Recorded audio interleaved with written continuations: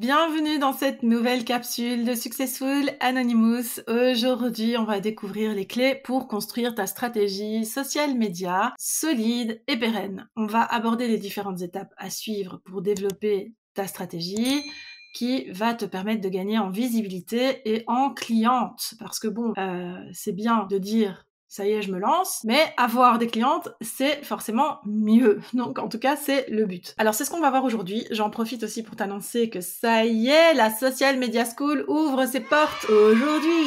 It's today, le grand jour. Et je t'invite à nous rejoindre dans la Social Media School. C'est ouvert, c'est maintenant. Et ça s'arrête le 10 mai, donc ne tarde pas trop. En tout cas, là, on en profite à fond durant ce rallye pour...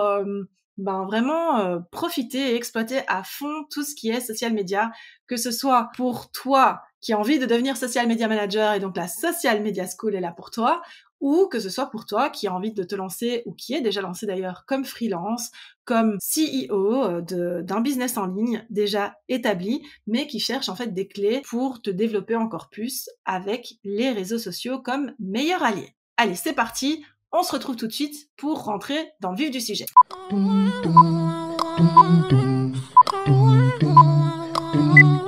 Je ne t'apprends rien si je te dis que tu ne peux pas atteindre quoi que ce soit comme résultat si tu n'as pas d'abord défini des objectifs. C'est vrai. Comment est-ce que tu vas faire pour arriver à destination si tu connais même pas la destination? Tu vas te pointer à l'aéroport un beau jour en disant « Voilà, je viens prendre mon avion pour aller faire mes petites vacances de rêve. » Et là, la personne va te dire « Oui, d'accord, mais vous allez où ?» Je ne sais pas. Je sais juste que je vais dans mes petites vacances de rêve. Bah non, ça va pas aller. Il faut que tu saches si tu veux te rendre aux Maldives, à Zanzibar, au Maroc, de mon cœur, ou je ne sais pas où. Donc, en tout cas, voilà. Les objectifs, c'est la même chose. Il faut que tu saches quels sont tes objectifs pour avancer vers eux. Et pour permettre à ton cerveau, c'est hyper important, permettre à ton cerveau de mettre le focus entièrement vers ces objectifs-là. Des objectifs clairs qui sont aussi mesurables pour établir, ici en l'occurrence, ta stratégie social media. Sans objectif, tu ne peux pas avancer, tout simplement. Tu vas tourner en rond, tu vas procrastiner, tu vas trouver que tout ce que tu fais c'est nul, ça n'a pas de sens, et en fait, pas nul, très certainement pas, mais par contre ça n'a pas de sens. C'est évident que tu te fasses cette remarque-là si t'es pas au clair avec ce que tu dois mettre en place. Et tu peux savoir ce que tu dois mettre en place en sachant ce que tu veux obtenir comme résultat, c'est-à-dire si tu places tes objectifs de façon claire et mesurable. Et oui. Alors, les différents types d'objectifs que tu peux poser, si tu veux, ça va être, par exemple, je veux augmenter la notoriété de ma marque. Tout ce que je te dis là, c'est aussi bien pour toi ou pour tes clientes ou quoi que ce soit. Donc là, c'est vraiment un épisode pépite qui doit pouvoir t'aider sous différents points. Par exemple, un des objectifs, c'est d'augmenter ta notoriété. Autre objectif, ce serait éventuellement de générer plus de trafic vers tes offres. Plus de trafic vers tes offres ou augmenter ta liste email. C'est tellement important. Et ça, tu vas pouvoir le faire en générant plus de trafic vers tes formulaires d'opt-in, par exemple, vers tes formulaires de capture. Donc là, on combine le fait de générer du trafic avec, évidemment, l'augmentation du volume de ta liste email. Alors, l'acquisition de nouveaux clients aussi, ça peut être un objectif, donc te dire, voilà, actuellement j'ai une cliente, mon objectif d'ici X temps, c'est d'avoir 3 clientes récurrentes et d'avoir des prestations ponctuelles à hauteur de, 2 audits par semaine et 2 accompagnements tous les 3 mois en plus. Voilà, ça pourrait être des objectifs. Tu peux aussi te baser sur les différents KPI, donc les indicateurs finalement que tu tiens à l'œil sur tes différents réseaux sociaux, donc comme par exemple te fixer l'objectif sur Instagram d'augmenter ton nombre de followers par X ou Y, ou tout simplement de quantifier le nombre de followers que tu veux atteindre. Donc par exemple, tu te dis cette année, il faut que j'arrive à atteindre 5000 followers. Ou d'ici la fin de l'année, il faut que j'arrive à atteindre 10 000 followers, ou 7 000, ou peu importe, c'est toi qui vois.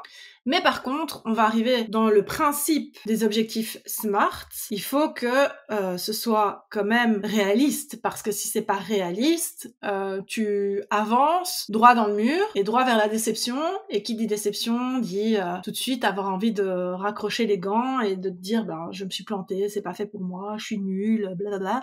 Voilà. On n'a pas envie de ça, nous on n'aime pas la négativité, on n'aime pas la positivité à tout prix non plus, plus, et les choses totalement surréalistes qu'on pourrait se mettre en tête, ça c'est non aussi. Mais le juste milieu, voilà, rester positive, avancer avec des objectifs clairs qui sont donc spécifiques. On définit clairement l'objectif en question. L'objectif est mesurable, ça veut dire qu'on a la possibilité de quantifier et de mesurer si il y a différentes fluctuations, si ça monte, si ça descend, de combien, comment, etc. Il faut que les objectifs soient atteignables, donc on va pas dire je veux 1 million d'abonnés sur mon compte Instagram d'ici 2 mois. Je veux dire ça, à part les acheter, et encore, je vois pas comment tu vas faire, mais tu vas pas être crédible du tout. Donc on dit non, on n'achète pas les abonnés.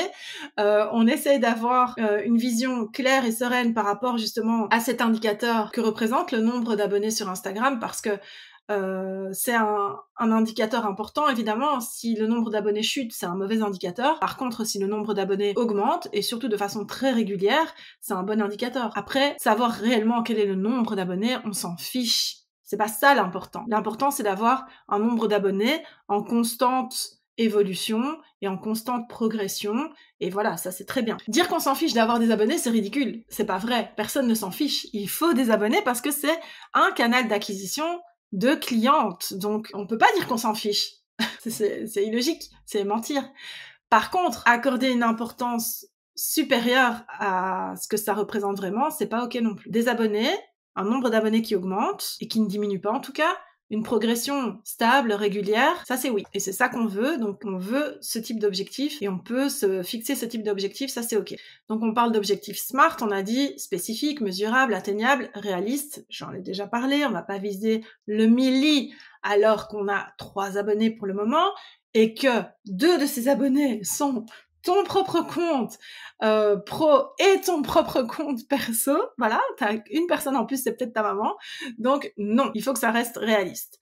Et alors évidemment, il faut que le T de SMART, que ton objectif soit temporel. Ça veut dire que tu dois pouvoir fixer une date en fait, butoir pour ton objectif. Donc ça c'est important, ça te permet de rester motivé et d'avancer comme ça, concrètement, avec motivation, vers ce que tu recherches en fait, comme objectif à atteindre. Ensuite, quand tu as posé tes objectifs, qui est quand même la base de tout, il va falloir que tu identifies ton audience cible, ton audience idéale, ton audience, ultra idéale. C'est important de connaître cette audience-là. L'identifier, c'est une chose, mais après la connaître, c'est encore plus important, parce que elle va te permettre d'adapter ta stratégie. Si ton audience idéal et ultra idéal s'intéresse au chat, tu vas pas lui proposer des choses en rapport avec les chiens. Même si tu peux parler de temps en temps des chiens, ça c'est pas un souci. Mais en tout cas, le focus principal, ça va être les chats. Tu vas pas aller parler d'autre chose en fait à quelqu'un qui s'intéresse à une chose spécifique. Donc ça c'est très schématisé, très simplifié, mais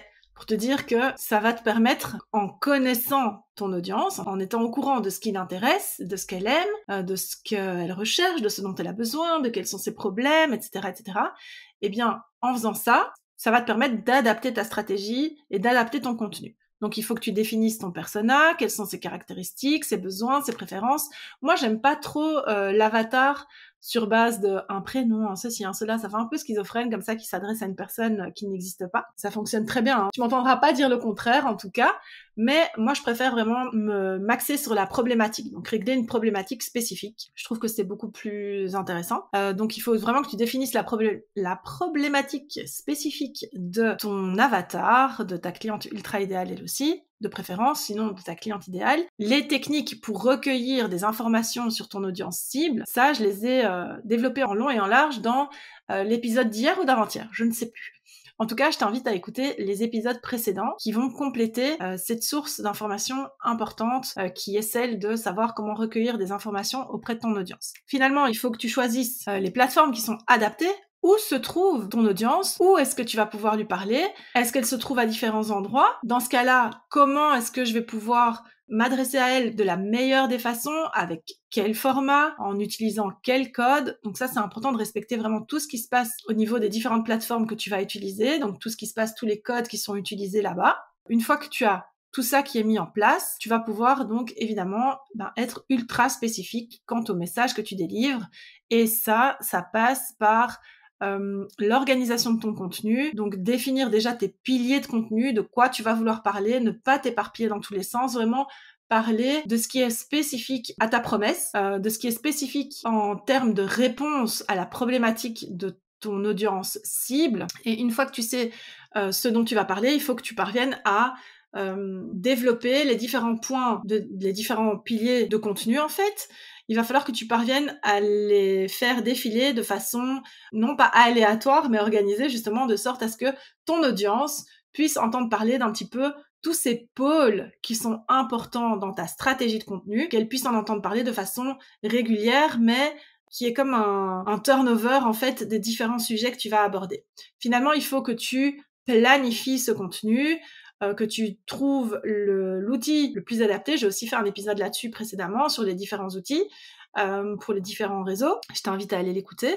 Mais donc, il faut que tu planifies et que tu programmes ton contenu avec ces différents réseaux pour pouvoir être efficace et pouvoir avancer le plus efficacement possible et le plus concrètement et judicieusement possible dans ton activité. En faisant tout ça, tu vas trouver un équilibre important dans la valeur que tu transmettras à ton audience. Donc tu pourras vendre aussi bien que donner des conseils, aussi bien que présenter et asseoir ton expertise. En fait, c'est toute ta posture d'experte et de professionnel dans ton domaine qui va être appuyée avec ce type d'organisation pour justement avoir une stratégie social média qui soit solide et pérenne. Ce qui est aussi absolument indispensable, c'est de te dire que en t'organisant correctement avec ta stratégie social média, tu délivres le bon message à la bonne personne et que forcément tu vas de cette façon-là attirer aussi les prospects vers toi sans avoir à prospecter,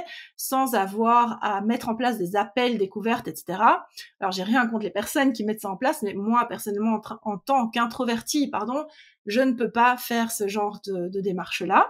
Et donc, je propose toujours du contenu qui soit à l'écoute des spécificités des personnes introverties, puisque c'est ce que je connais le mieux. Du coup, j'espère que avec toutes ces informations, tu vois un petit peu plus clair dans ta mise en place de stratégie social média. Si tu as des questions, si tu as envie de débattre, non pas débattre, mais si tu as envie de discuter à ce sujet-là, n'hésite pas à me laisser un commentaire ou à me contacter sur mes différents réseaux ou par mail.